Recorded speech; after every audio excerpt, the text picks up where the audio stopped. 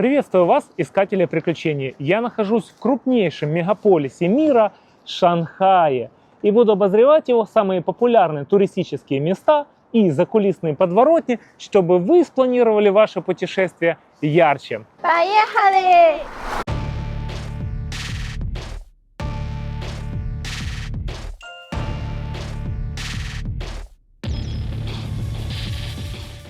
Итак, друзья, в этом видео город, который просто взорвал мне мозг. Это лучшее, что я видел в Азии. Я ожидал увидеть очередной азиатский мегаполис-муравейник, типа Гонконг или Хошимин. Но Шанхай – это другая лига.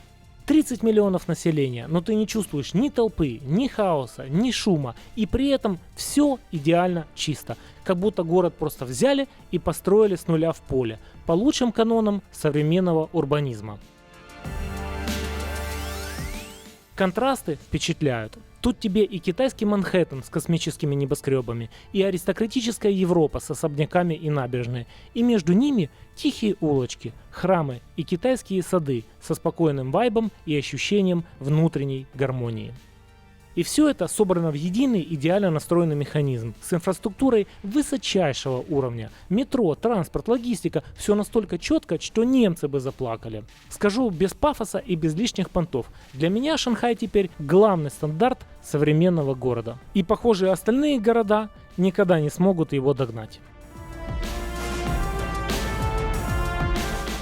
Из Европы я летел сичуанскими авиалиниями. Выбор пал на эту авиакомпанию, потому что дешевый билет 234 евро, но помимо дешевизны в эту стоимость еще входило 2 полноценных зарегистрированных багажа по 23 килограмма. И дешевле я просто не находил даже и близко по цене конкурентов. Салон самолета самый обычный для эконом-класса, используются американские самолеты, не китайские, и мы пошли на взлет. Летел я из Мадрида в Шанхай с пересадкой в Чэнду. Важным нюансом было то, что самолет летел над Азербайджаном ввиду недавней войны в Иране. Еда была на борту самая обычная, без излишнего пафоса. Началось все из снеков, сушеных фиников. Раскусить их было невозможно, но если рассасывать как леденец, в принципе себе нормальная еда. Было немного фруктов, какие-то соки из тетрапака, какие-то снеки попкорна. Но я заказал себе вегетарианскую еду, запеченную картошку, запеченные овощи. И это был правильный выбор, потому что когда я летал в прошлый раз в Чэнду, там была обычная мясная еда, и мясо было там отвратительное. Поэтому, когда будете лететь сичуанскими авиалиниями, всегда выбирайте вегетарианские блюда. Это настоящая еда.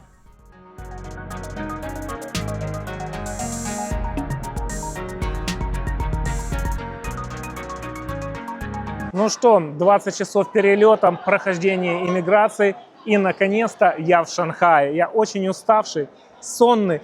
Логично было бы поехать на такси, но я не могу упустить возможности испытать, что такое поезд на магнитной подушке со скоростью 450 км в час.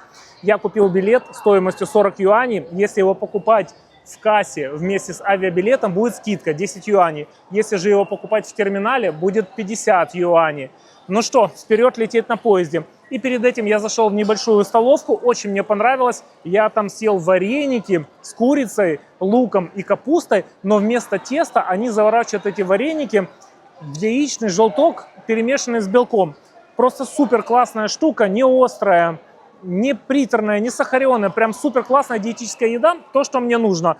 Это особенно тяжело в таких странах, как Китай и Азия, потому что они любят масло шкварить, жарить, тонну специй. Рекомендую.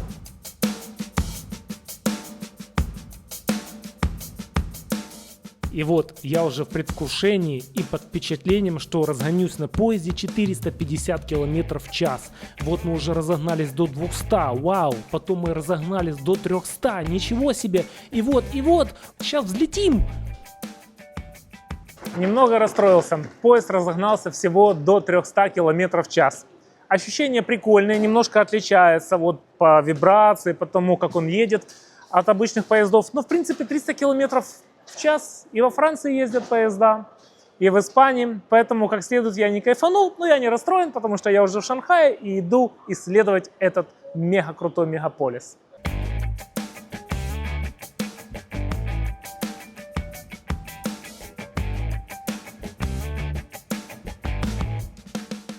Доброе утро, Шанхай.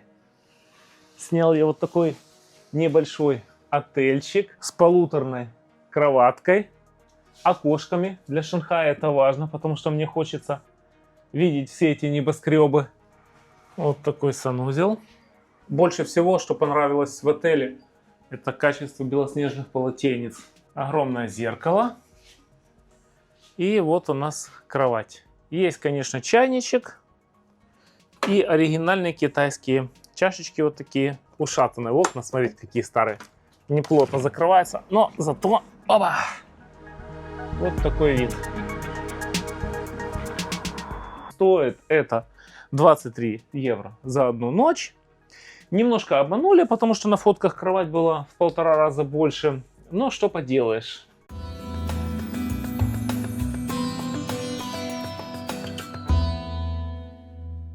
Не успел, по сути, выйти из отеля, а уже влюбился в Шанхай. И тут еще мне нравится, тут такие широкие улицы и пешеходные дорожки есть. Не похоже на Азию, ну, к примеру, Бали, где ходить гулять негде, куча байков.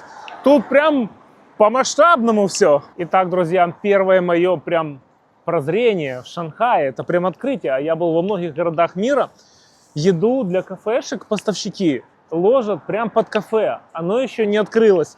И тут целая куча еды, ингредиентов, салаты, разные там капустные листы, лапша, вермишель. Просто стоит и ждет, пока хозяин или рабочий придет, откроет это кафе и затянет все внутрь. Меня это прям удивило. И я чувствую, блин, да тут все круто. Особенно поразило, как многие довольно дорогостоящие посылки электронику оставляли прямо у входа в отель. И никто не переживал, что их кто-то украдет, заберет. Второе удивление — это вот такие телефонные будки, типа как в Британии, символ Британии, но тут они немножко по-своему по-шанхайски, и на них написано Wi-Fi. Улицы идеально чистые, есть современные все кофейни, старбаксы. Но я не для того летел в Шанхай, чтобы в Старбаксе сидеть. Будем пить китайский чай.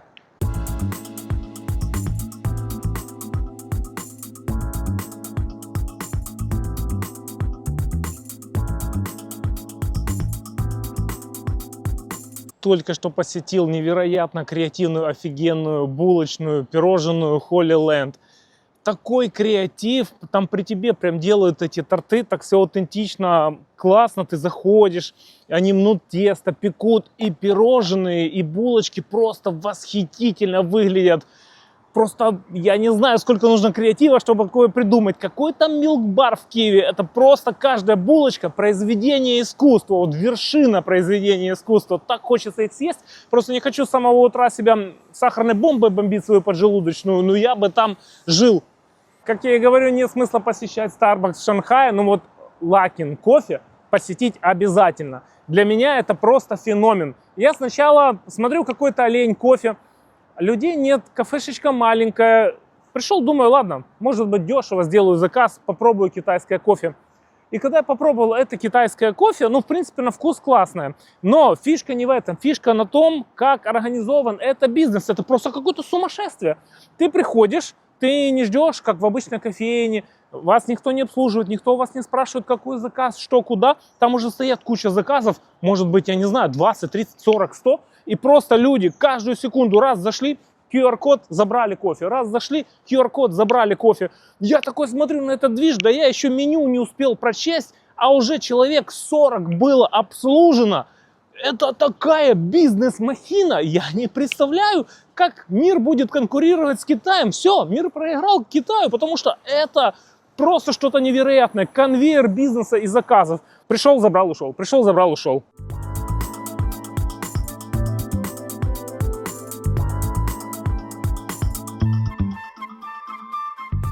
Я гуляю по району Тяньцзиньфао. Это классический образец архитектуры 1930-х годов, где семьи жили вот в таких тесных квартальчиках и трудились на всяких мини-заводиках. Потом город видоизменялся, и в 1998 году известный режиссер и художник снял про этот райончик фильм и выкупил себе пару домов в аренду под мастерскую.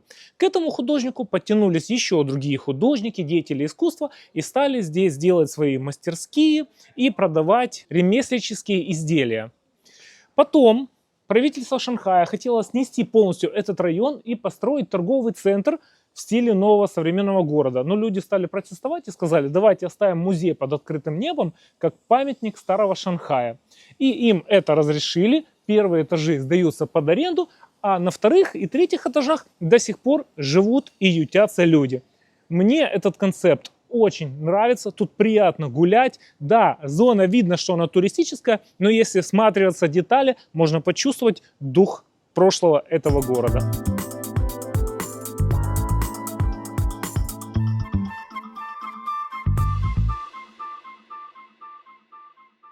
Сейчас здесь полно всяких лавочек, ремесел по дереву, сувениров, мрамора, чая. Но что интересно, если в 1990 году люди могли протестовать, чтобы этот район не снесли, то какой же это тогда коммунизм? Ведь если партии надо, партия делает. А тут люди отстояли свои права, чтобы вот эта старая облезшая дверь сохранилась. Я вот прям обожаю вот такие вещи облезшие. Они мне напоминают какую-то такую Венецию, дух Венеции. Помимо узких улочек, лабиринтов, бутиков, салонов, ремесленных мастерских, здесь еще есть полно барчиков, ресторанчиков местных, шашлычных, где можно вкусно поесть, выпить и пошуметь. И это все так и преподносится. Искусство, друзья, бар. Поэтому помимо покупки дурацких сувениров, здесь точно еще есть чем заняться и вечером.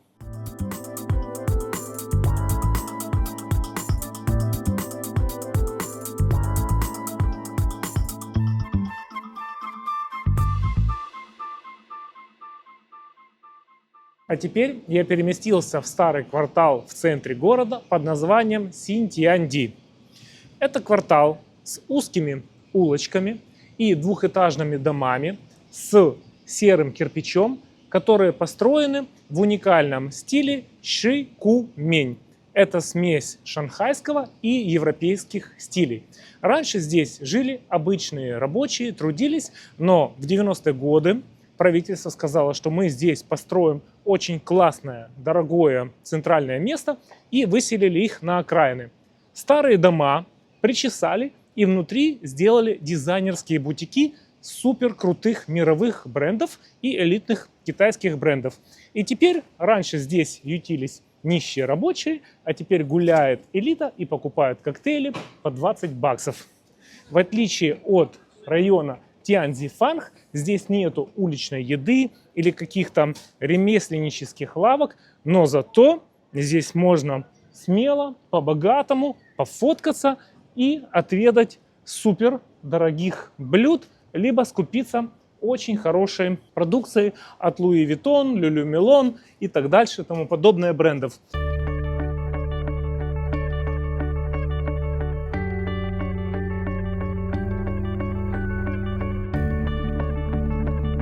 Класс, действительно, снаружи такая как бы история, а внутрь перемещайся, и там такое классное, модное, приятное место. Хочу немного рассказать про стиль архитектуры шикумень. Все-таки он мне в душу запал. Это вот такие двухэтажные дома, выложенные серым кирпичом. Их строили 100 лет назад.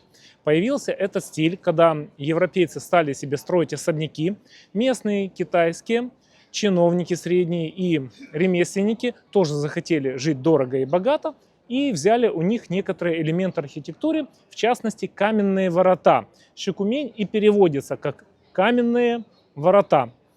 Но в отличие от европейцев, где жила одна аристократическая семья в доме, китайцы ютили здесь по 10-15 человек. И еще одной яркой чертой этого района являются вот такие красивейшие деревья-платаны. Китайцы тоже позаимствовали эти деревья сажать вдоль улиц у европейцев. И впервые был засажен район, французская концессия, в которой мы сейчас с вами перемещаемся.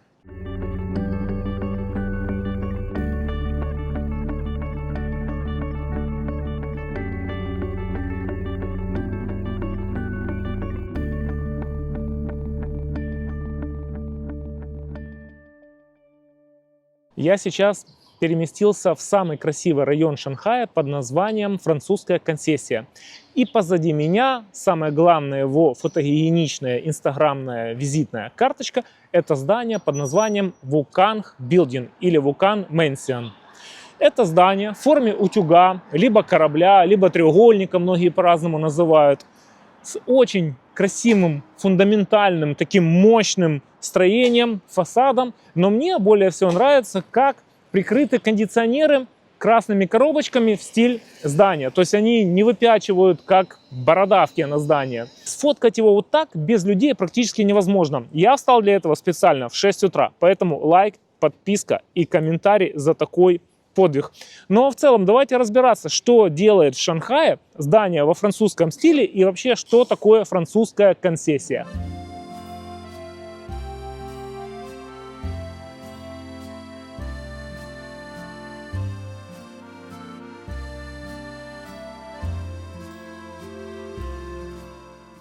Это маленький кусочек Франции в Шанхае, райончик с широкими улицами, модными кафешечками, бутиками и, самое главное, красивейшими платанами.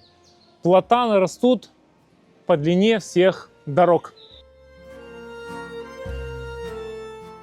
После 1850 года, когда Китай проиграл Англии в опиумной войне, результатом войны было то, что Англии досталось 5 портовых городов, где англичане могут себе спокойно строить посольства, логистические комплексы и вести торговлю фарфором, чаем и шелком. И под этот шумок французы смотрят: о, и мы хотим.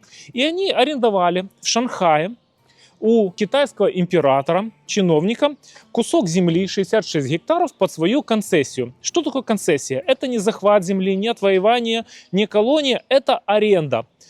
На куске этой земли действовали их французские законы, их французские милиционеры, суды, и они занимались не только торговлей, как англичане, а решили построить себе маленькую Францию в Китае.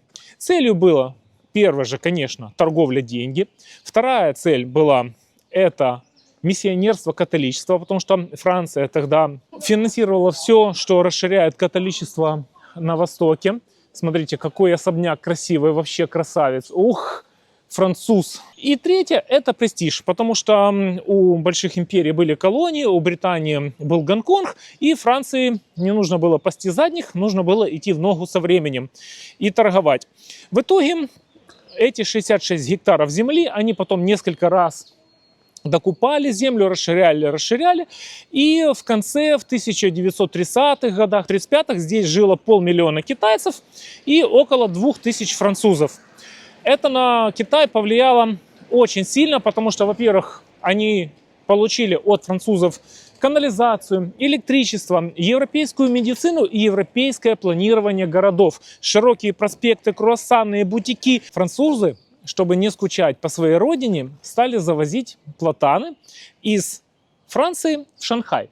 А так как климат здесь влажный и почва очень благодатная, платаны тут разрослись больше, чем в самой Франции. И теперь, когда французы даже с Европы приезжают, такие: о, а у нас таких больших платанов нет, а это их платаны. Кстати, интересный дом, как дом-стена в Одессе.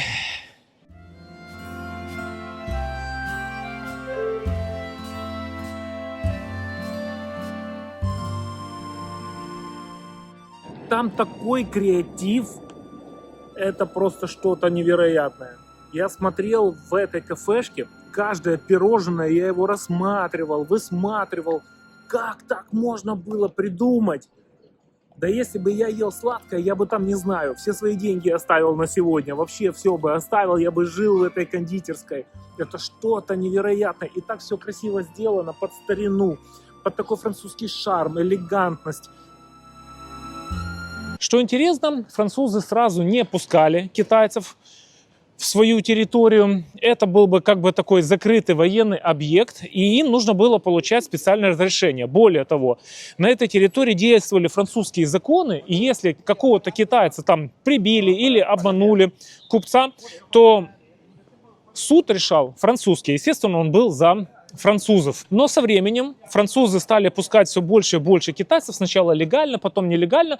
Почему? Потому что китайцы арендовали жилье, приносили деньги. Плюс китайцы это была дешевая рабочая сила. После Япония перед Второй мировой войны оккупировала Шанхай, и договор был расторгнут. А после Японии Шанхай захватили коммунисты, и французам никто ничего не вернул. И сейчас я гуляю по главной туристической улочке, которая идет от Вукан Билдинг под названием Вукан Роад. И переходит она в Ангу Роад, где находится очень много тусовочных кафешек, там хипстеры, продвинутая молодежь, дорогие машины. В этом районе самая дорогая недвижимость в Шанхае. Несмотря на то, что в некоторых домах нету лифта, старая канализация, слышимость как через коробку, но место имеет значение.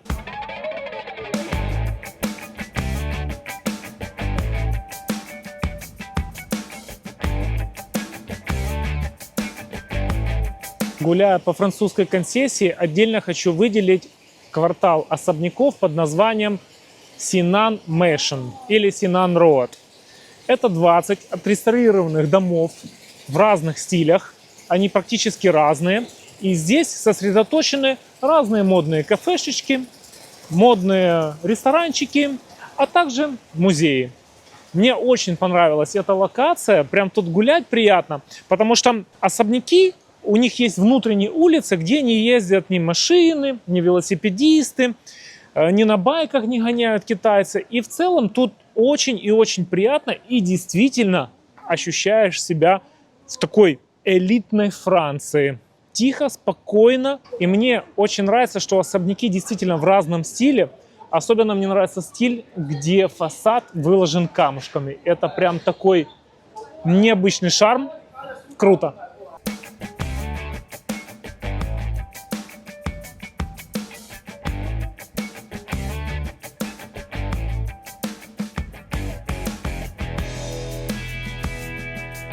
А сейчас я добрался до Джинган Буддист Темпл, золотой буддийский храм.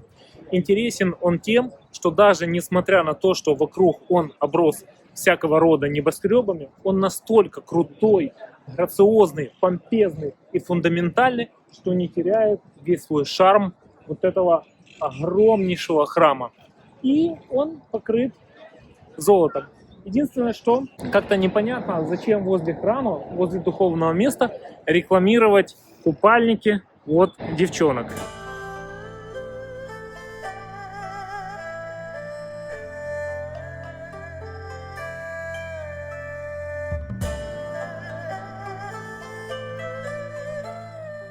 Этот храм был построен еще в 247 году.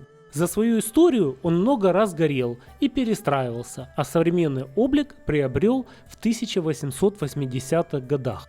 Внутри находится статуя Будды высотой 4 метра. Вход стоит 50 юаней. Главная особенность – это золотой храм эпохи Мин, со всех сторон окружен небоскребами, дорогими отелями и бутиками. Буддийский и древний спокойный центр внутри шумного, сверкающего огнями мегаполиса.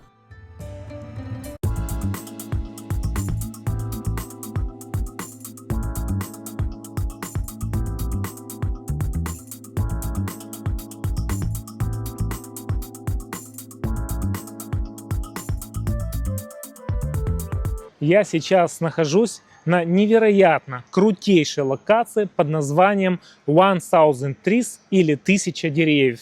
Это два уникальных футуристических торговых центра, Южная башня и Северная, на которых на каждой террасе каждого этажа выросли бетонные столбы, и на каждом бетонном столбе находится живое дерево. Отсюда и название 1000 деревьев. Я восхищаюсь полету фантазии архитектора, который выдумал вот такую классную идею, и строителям, которые воплотили эту красоту в жизнь. Это же надо такое придумать. Каждое же дерево, нужно за ним ухаживать, поливать, какие-то системы подвода воды. И мне нравится, что Шанхай смелый, что он не просто строит вот такие типа наши 16-20 этажки, 30-этажки однотипные, а у него находится смелость, финансы, бюджета, чтобы воплощать в жизнь вот такие грандиозные проекты. Понятное дело, что с точки зрения логики и финансов эти деревья и столбы не функциональны, но с точки зрения якорного проекта, привлечения уникальности города, я не знаю, можно было бы даже Шанхай посетить только ради этого проекта. Но что вдвойне приятнее, то что выход на эту террасу абсолютно бесплатен. Кстати, вот один из бетонных блоков, и на нем само дерево, потому что каскадом идут террасы, и я могу на разных уровнях наблюдать эту красоту. Но помимо этих уникальных деревьев и бетонных блоков, здесь еще есть красивейший вид на реку и набережную Суджоу.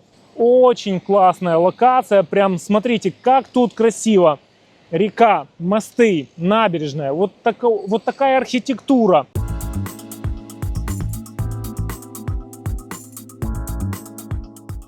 Сразу за зданием 1000 деревьев находится М50 Art District. Это бывший завод, который превратили в современное арт-пространство. По атмосфере место немного напоминает киевскую арт-завод-платформу на Дарнице. Старые промышленные здания, галереи, инсталляции, модные кафе и творческо-бомондная движуха. Здесь можно прогуляться, заглянуть в галереи, посмотреть работы местных художников и почувствовать другую сторону Шанхая. Не только небоскребы и футуризм, но и современную культуру. Специально ради этой галереи ехать я бы не стал. Но если вы находитесь рядом с 1000 деревьев, зайти сюда – хорошее дополнение к прогулке по этому району.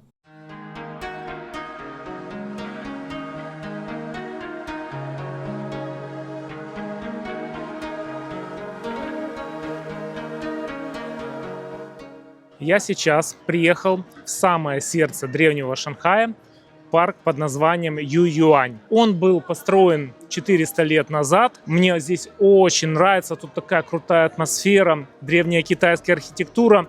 И сюда стоит ехать, даже если вы сам парк посещать не будете.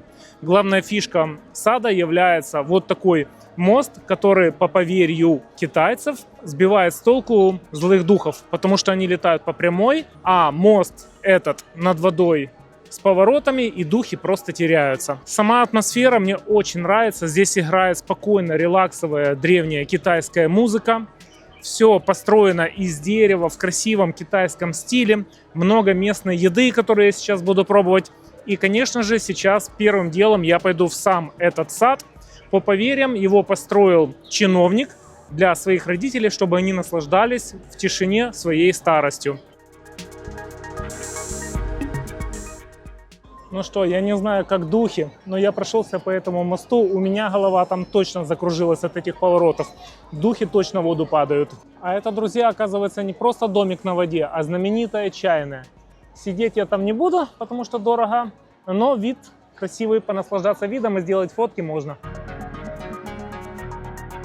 Вот такая красота. В общем, я очень восхищен этой локацией. Вообще, наверное, надо начинать осматривать Шанхай именно с этого места. Я не понимаю, как я сюда добрался только лишь на 3-й день. Тут настолько круто.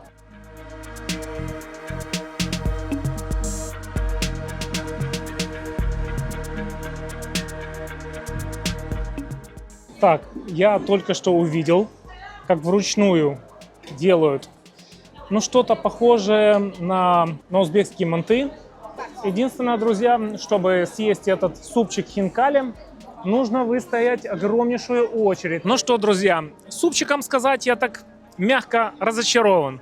Во-первых, там практически не было мяса внутри, то есть это не хинкали, там только один бульон. И во-вторых, оно маленькое.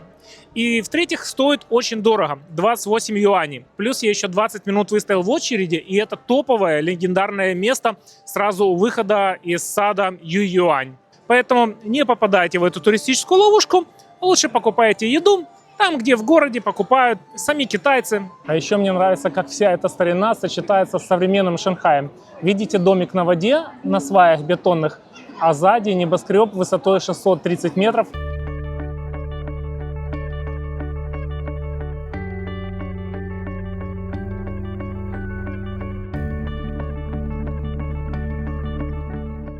Так, погулял я по саду. Ну что в целом сказать? Как будто переместился в какой-то китайский фильм древний. В принципе, все хорошо, все отлично. Людей много, ну, естественно, их будет много. Но больше всего впечатлений, конечно, мне предоставило то, что вокруг сада, а не сам сад. Оплатил я картой AliExpress И стоил вход сюда всего лишь 30 юаней. Нравятся мне эти скалы и цветы. Вот здесь я в такое время, когда магнолии цветут. Это круто.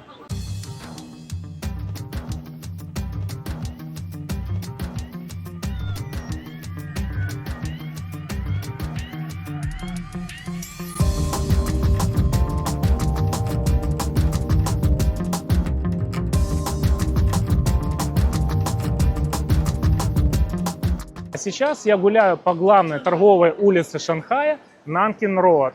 Протяженность ее 5,5 километров торговли, магазинчиков, где можно купить абсолютно все. От поддельных роликсов за $20 до настоящих роликсов за 20 тысяч долларов. Знаменита она прежде всего своими неоновыми огнями, неоновой подсветкой ночью. Упирается эта торговая улица Нанкин-Роад в знаменитую набережную Бунт. 2 миллиона человек в день проходит через эту улицу, а 2 миллиона это, например, население Харькова. И я с набережной, когда сверху наблюдал, сколько же здесь людей скопилось в субботу, я был в шоке. Хорошо, что я в этот момент был не на этой улице. Потому что у китайцев отношение к личному пространству немного другое, чем у нас. Если вы были там на рок-концерте или даже там на футбольном матче, то у нас толпа, ну как бы все равно есть какие-то личные пространства. А здесь, ну вот один пример из вчерашней. Я наблюдал за огнями вчера, занял первую линию. И мне где-то через минут 15 стукают типа по спине, типа давай место. Мы тоже хотим посмотреть, пофоткаться с первой линии. Я такой, не, подожди. У нас кто первый встал, того и тапки. Сколько хочу, столько и стою, хоть замерзну на этой набережной. А у них нет. И потом я действительно увидел, китайцы на первой линии стоят, уступали место другим китайцам. И вот такой у них коллективизм в действии. Сейчас мы идем на набережную Бонд. Она знаменита тем, что здесь построено 54 административных колониальных здания, которые строили англичане и французы, и там располагались мэрии, администрации и управленческие единицы.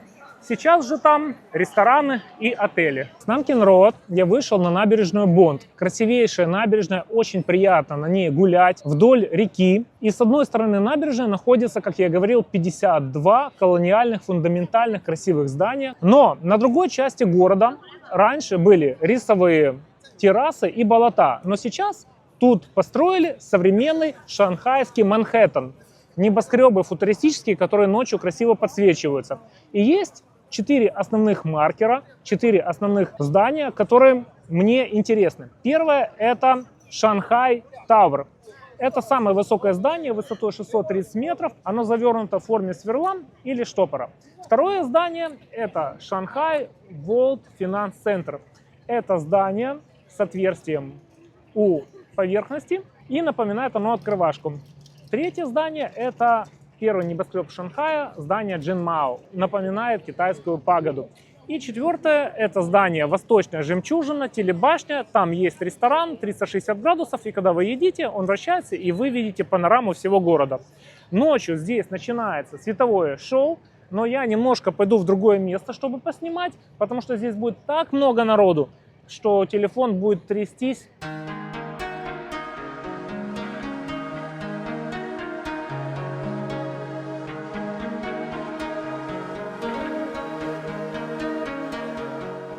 Хожу по набережной и смотрю порт, а в порту кораблик. И этот кораблик следует на другую часть Шанхая. Там фишка в том, что это стоит всего 2 юаня. Это приблизительно 0,3-0,4 евро. Где вы в мире покатаетесь через всю реку в городе 30-миллионнике за 0,4 евро? Это что-то невероятное. Короче, тут можно туда-сюда на кораблике хоть целый день кататься, и будет весело. Наверное, надо прокатиться еще, когда будет ночное шоу этих небоскребов.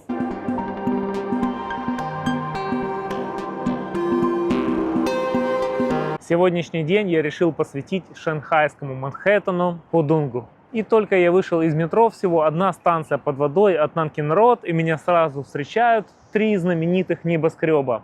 Открывашка, Кукуруза и Сверло. Невероятный район, тут так все круто, так чисто, так классно, так по-современному. Буду просто гулять и наслаждаться вот этими всеми видами. Ощущение, как будто я в Нью-Йорке. Хотя я в Нью-Йорке никогда не был, Но тут круто. И восточная жемчужина, телебашня. Сейчас гуляю по кругу интересной локации под названием Skybridge. Это круговой мост, транспортная развязка, с которой открывается панорама на все самые главные небоскребы. Я вот хожу по кругу уже второй раз и вкушаю каждое здание и телебашню. Вот она, красавица, жемчужина восточная. Я поднялся на крышу ISF Mall. Можно также наблюдать вместе с ним восточную жемчужину.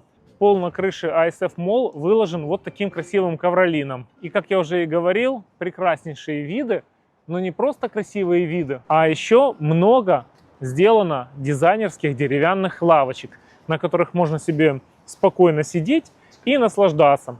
Причем менять ракурсы каждые 15-20 минут. Надоел один вид, прошелся на другой. Надоел еще один, прошелся на третий. Помимо всего этого, здесь очень много всяких кафешечек, ресторанчиков.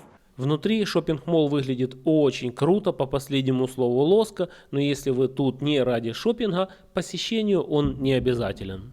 Поднялся я таки на смотровую площадку, правда на 52 этаж, основной Шанхай Тауэр. Сегодня довольно-таки пасмурно, практически далеко ничего не видно, поэтому вау-эффекта не будет. И я зашел в бюджетный вариант. Здесь есть книжный магазин на 52 этаже. И можно за чашку кофе зайти на обзорную площадку. Но самое главное посмотреть конструкцию этого суперского небоскреба. Смотрите, как круто сделан он. В принципе, хорошая атмосфера, интересная обзорка. Я думаю, что на 100-м этаже было бы практически точно такой же. Пасмурную погоду. Очень важный нюанс.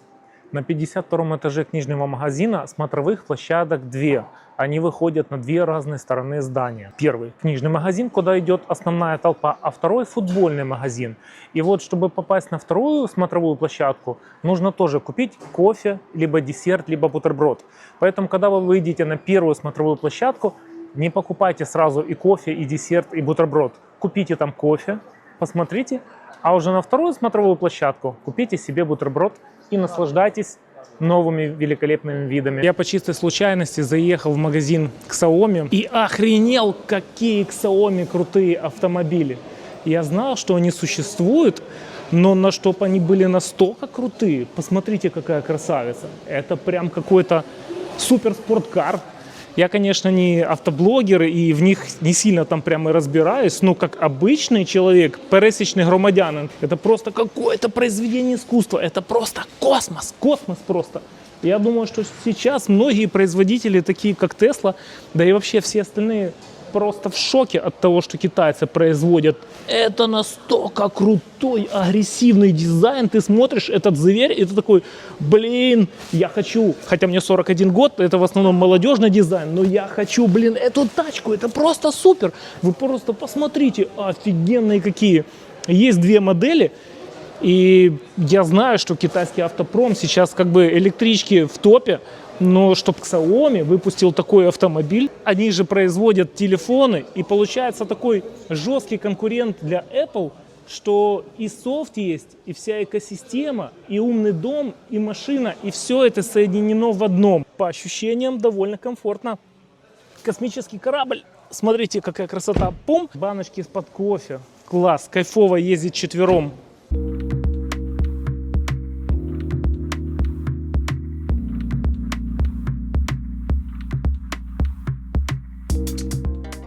На улицах города, кажется, почти 90% машин электрокары.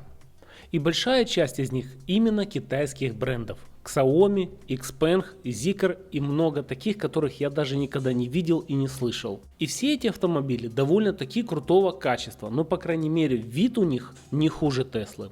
Благодаря этому, когда гуляешь по городу, тут меньше шума и гораздо чище воздух. Из всех китайских брендов мое сердце покорил бренд NIO.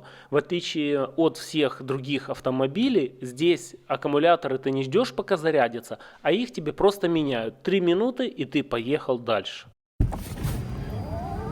Двери открываются. Кресло автоматически отъехало, чтобы у меня большой зазор был для ног. А когда двери я закрываю, смотрите, меня подвозит, чтобы до педали было недалеко. То есть я дверь закрыл, и кресло, вот я сейчас еду, Оно раз, меня автоматически подстраивает. Ой, кайф. И пошел массажик. Я не могу, я не могу свои эмоции передать. Это, я не знаю, космический корабль. Кайф. Супер. Начинается делать массаж в кресле. Такой классный, точечный. Не вот эти массажные кресла в аэропортах и во всяких там ЖД вокзалах за 2 евро, чепуха. А тут прям он классно, он так нежно, так точечно разминает твою спину. Как будто это какая-то девушка-массажистка так нежно-нежно, аккуратно делает. Ой, это какой космос, он и жопу массажирует, и спинку, и в разных локациях. Короче, для длительной дистанции на таком автомобиле точно не устанешь куда-то ехать. Но кресло это какой-то не то что бизнес-класс, это какой-то космос-класс, SpaceX класс. Невероятно круто. О, я прям не хочу никуда идти. Я не могу передать свои эмоции. Это автомобиль из будущего. Реально очень круто. Еще и открытый потолок.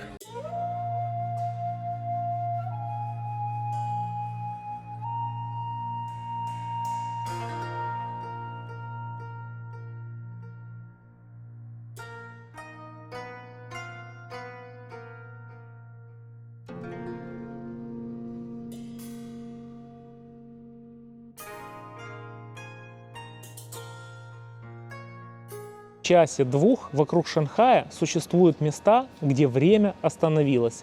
Это водные городки, которые стоят на воде и на каналах. Соединяют эти каналы каменные мосты, домики украшены черепицей, а вместо такси и транспорта здесь водные лодки с гондольерами, типа как в Венеции. Красота невероятная. Существует множество этих водных городков, так как Шанхай это дельта реки Янцзы, самая длинная река всего Китая. И когда велась торговля, везли шелк, рис, чай, фарфор, образовывались перевалочные пункты, рынки, и потом люди строили городки и образовывали вот такие красивые транспортные артерии, на которых перевозились товары. Существует 2 основных городка, которые привлекли мое внимание. Это Чжанчжэньцзяо, он находится в 40 минутах на метро от Шанхая, сюда вход бесплатный. И, в принципе, здесь до сих пор живут люди, можно почувствовать вайб того времени. А второй – Ичжэнь. Он больше сделан как туристический парк, но зато он вылизан, украшен огнями и прям туристический аттракцион. Он платный, стоит 150 юаней. Но туда ехать 2 часа, поэтому я выбрал этот город. Но, кстати, несмотря на всю его историчность, вокруг города есть отличная инфраструктура, современные сети кофеин, Starbucks, Luckin Coffee, Manner Coffee, а также я увидел, что здесь строят новые дома, новострои. Поэтому город хоть и исторический, но очень-очень живой и до сих пор развивается. Гуляю по этому историческому древнему городку. Я просто восхищен, я не ожидал. Я думал, это одна улочка, какие-то там туристические магазинчики. Нет, здесь настолько круто. Он, во-первых, большой, здесь можно потратить реально целый день, чтобы все обойти и обгулять. Во-вторых, тут очень крутой настоящий вайб. Тут прям городок-городок. Вот люди живут здесь, очень круто. И дизайн, архитектура меня вообще впечатляет. Вот эти камни, вот эти крыши. Невероятно, как здесь классно. Так вот, насчет чая. Я только что зашел в кафешку с видом на канал и купил себе... Там пуэр стоил 6 или 7 юаней, ну и улун в зависимости от разных. Но перед этим я был в лавочке, и я купил целый пакауан, огромный пакауан, всего лишь за 40. Поэтому не спешите все так покупать, чай нужно обязательно попробовать. Но походить стоит выбрать. Выращивают жемчуг и прям продают сразу. А тут у нас жемчужины, настоящий натуральный жемчуг.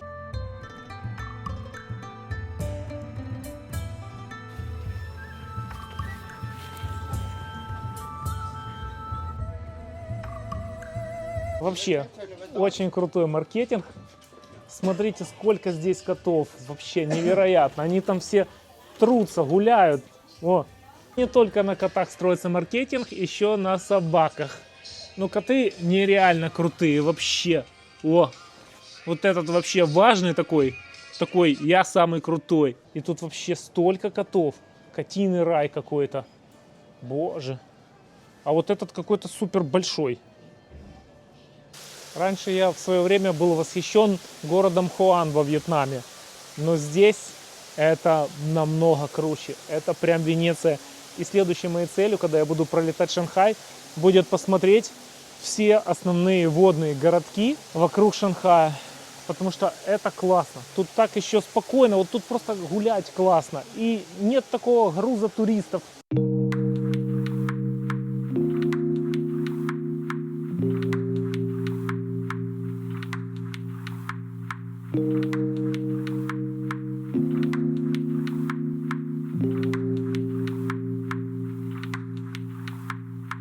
Я только что вышел из метро и увидел такую крутую рекламу.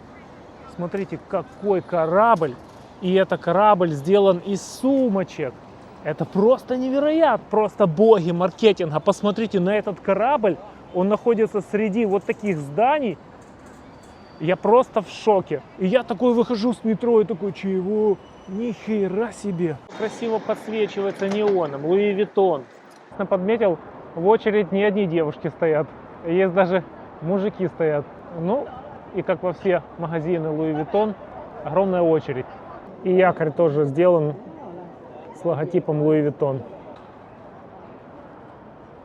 Итак, друзья, кратко по еде Шанхая. За 5 дней я перепробовал много всего разного. Вот сейчас даже заказал себе пельмени с настоящим крабом. Вот это у нас мясо краба. Все так подается в таких красивых, вот видите, цилиндровая такая паровня, или не знаю, как она называется. Очень вкусно и очень красиво. Это типа самые дорогие пельмени с крабом. И хочу сказать, что с едой здесь абсолютно полный порядок. Еда здесь просто какой-то культ, просто какой-то фэшн. От разнообразия просто кругом идет голова, и ты хочешь и это съесть, и это съесть, и это съесть. Просто хочется жрать до бесконечности. В отличие от индонезийской еды, там, где, ну, как бы тяжело что-то найти нормальное, здесь просто рай для обжор. Но самое главное, по ценам она довольно-таки приемлема. То есть ты, в принципе, в хорошей чистой кафешке с нормальным блюдом можешь за $3-4 наесться до пуза. Естественно, не нужно покупать на туристических зонах, ну, например, те же самые пельмени, одни и те же с крабом, там недалеко от Нанкин-стрит, стоят 88 юаней. Я возле своей гостиницы через 3 улицы покупаю их за 38 юаней. То же самое и с другими блюдами, там супчики разные.